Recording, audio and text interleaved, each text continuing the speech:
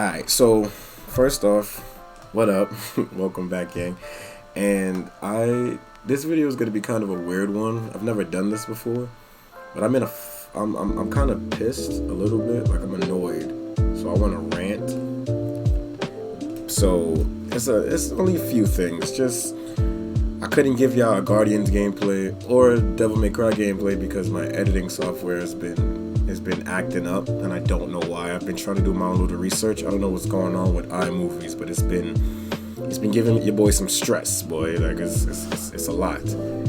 But that's not even what I want to vent about completely. It's a few things, but I feel like I could talk to you guys, so I wanted to vent, and here we are. So I'm gonna just play. Well, this game has had me in a chokehold for like the last couple of weeks. I've been playing it nonstop. I didn't think I was gonna make a series on it because it's just I need something to play off camera because I'm a gamer at heart, bro. Like I can't just give y'all everything. I need something for myself. You feel me? Like your boy needs something. But anyways, here we are.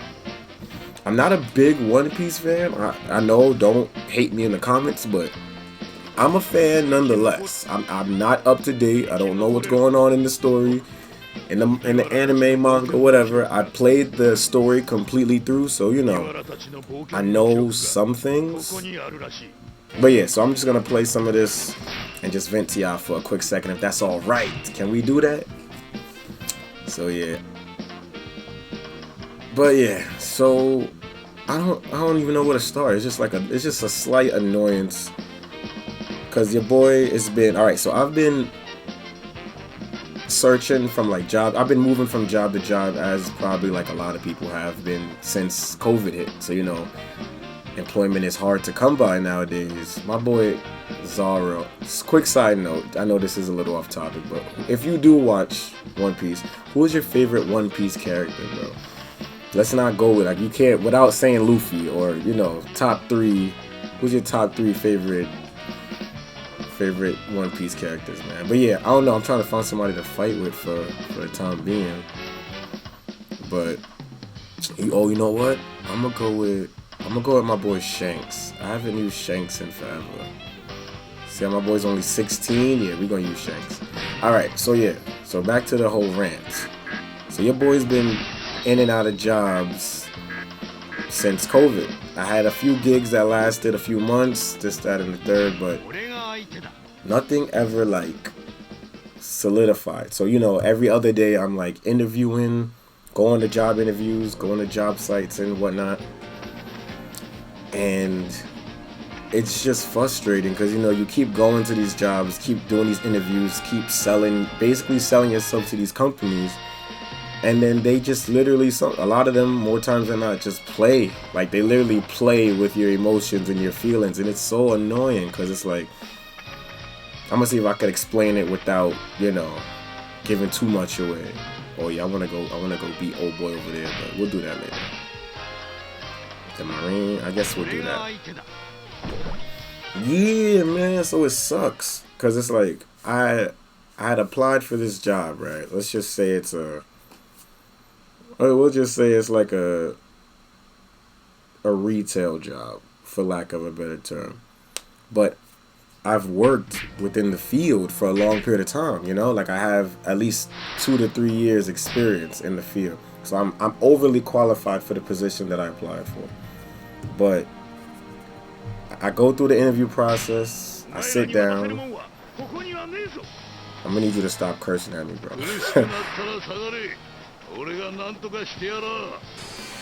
Yeah. So it's just frustrating because it's like I know that I can get the job, or I should have gotten the job, no questions asked. But when you're dealing with certain jobs with hierarchies and management, and like they sell you this lie where it's like they make you think that it's a fair opportunity, and all you have to do is apply, you know, interview, shoot your shot. If they like you or if you have the credentials, you'll get the job, correct? So I'm trying to explain it where it makes sense to you guys who aren't aware of the situation. So back at my other job that I had that was similar to the one that I applied for, I had left abruptly, and it was during the time of I guess you would say like the Black Lives Matter marches, and there was certain things where like every other day there was a protest and there was a march. So I was employed at the time, But dealing with those sort of situations and stuff, and the emotional tear and everything that went through with it, I thought it was I thought it was the right time to at least resign from my position at the job that I was working for, to dedicate more time into fighting for a fight that I thought was worth fighting, something that I believed in. Like that's the type of character that I am. That's the type of guy that I am. So after my abrupt departure from my job, I got reached out to by one of my supervisors, and we spoke for like maybe, I want to say, 30 minutes about like everything that was going on, injustice, police brutality, whatever the case is. Mind you, this is after my resigning already. I was like coming back to get my final things, like, or something like that. And she wanted to talk to me, so she pulled me to the side, and we shared some words, and we had a heart-to-heart moment where it was like, like life is bigger than the four walls that we are employed by. There's other things that's going on in the world where, at the time, it's like, are more pressing matters at the end of the day. So now, 2 years go by, COVID and everything, the life sort of resumes back to normal. There's a job opportunity that I got that was in a similar field. So as I go apply now, it's like I ended up seeing the same supervisor, the supervisor that reached out to me and wanted to talk, or whatever the case is. But it's a whole different company, but the same structure in a sense.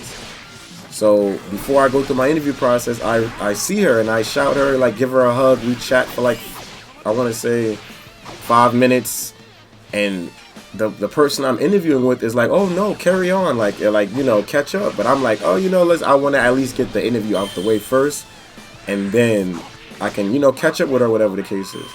So long story short, after that, I have like a 7-hour conversation interview with the person who's interviewing me, and I meet the directors and higher ups and everybody in the positions, and we're all having a great time. We're talking, conversing, talking about sports. Like after we've done our interview process, it's like we're chatting along like old mates. Like we just, like, everybody is just so comfortable and chill.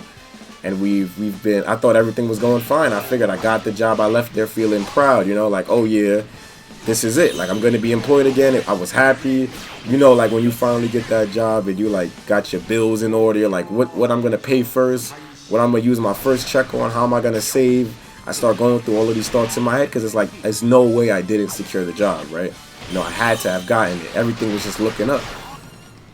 So a few weeks go by, and I'm not hearing anything from the people.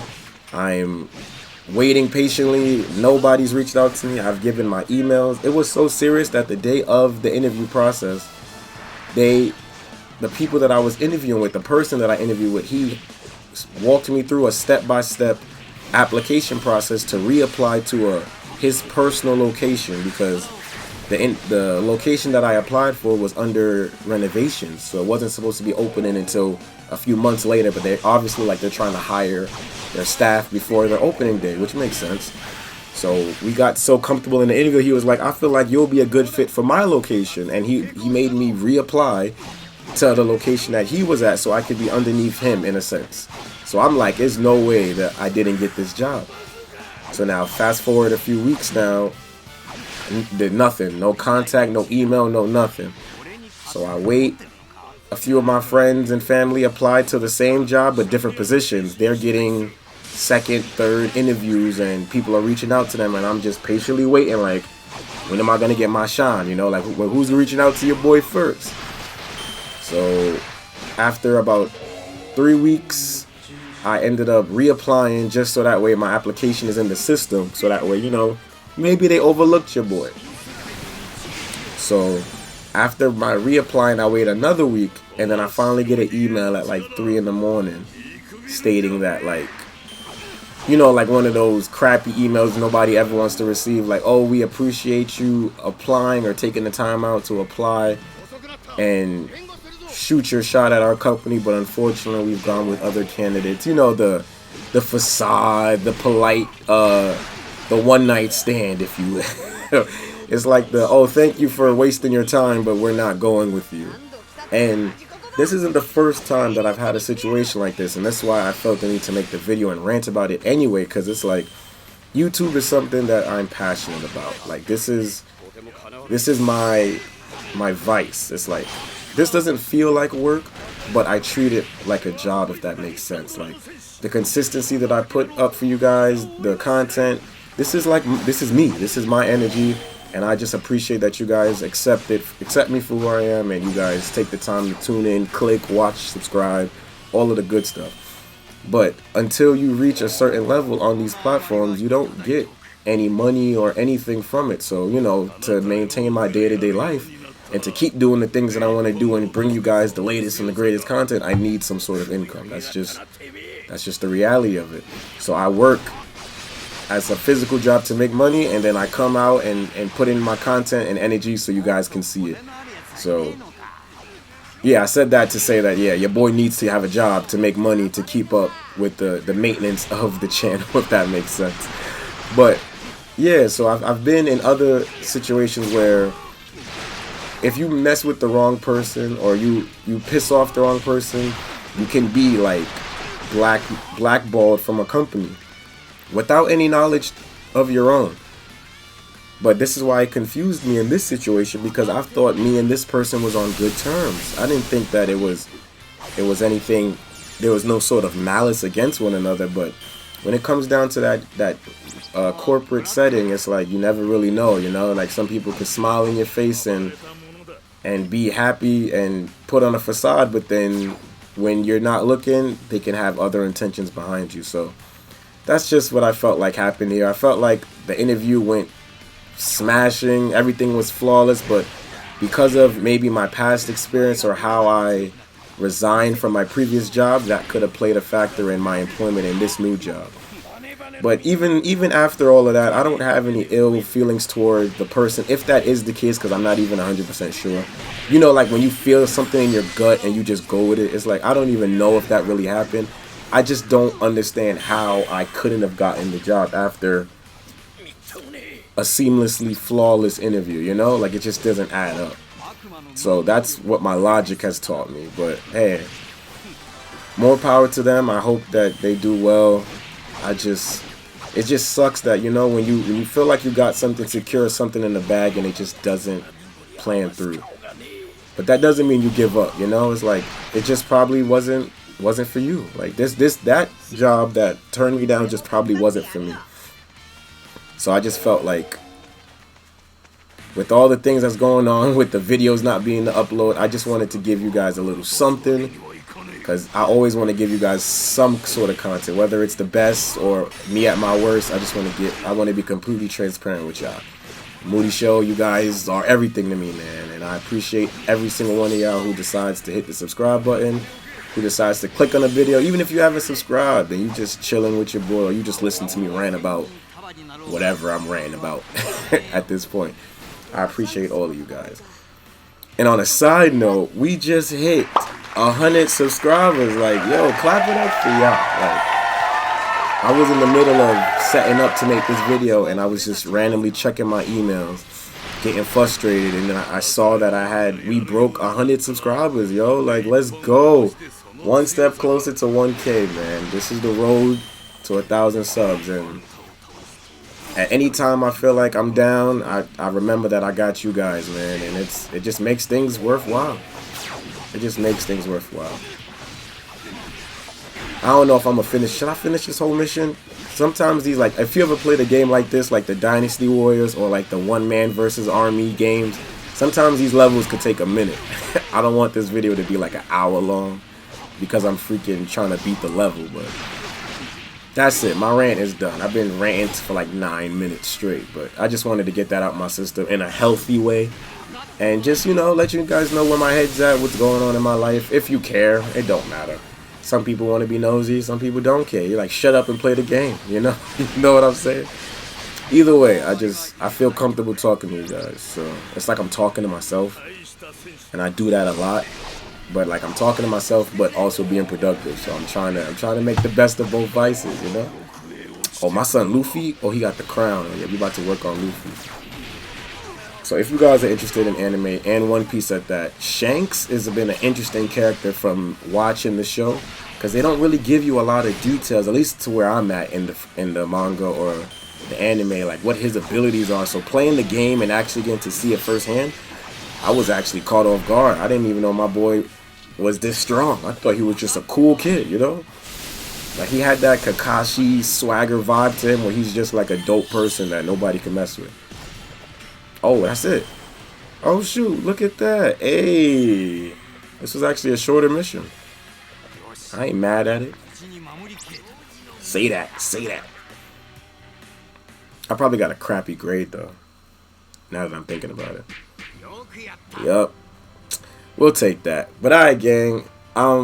Next video, I'm definitely gonna be in better spirits. It's just, you know, when you're dealing with certain things in life, sometimes it knocks you down. You just got to keep your head up and you keep pushing forward, man.